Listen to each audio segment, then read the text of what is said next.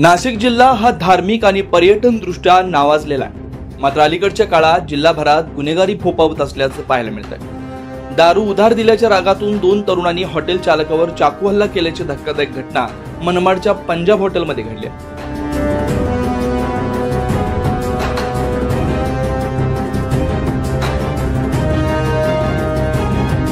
सुदैवानं बार मालकानं प्रसंगावधान राखल्यानं ते थोडक्यात बचावले. सदर हल्ल्याचा थरार हॉटेलच्या सीसीटीव्हीत कैद झाला. सीसीटीव्ही दृश्यांमध्ये स्पष्ट दिसतंय की दोघे जण काउंटर जवळ उभे आहेत आणि त्यानंतर एक जण हॉटेलच्या वृद्ध मालकावर चाकूने 3 ते 4 वेळा वार करतोय.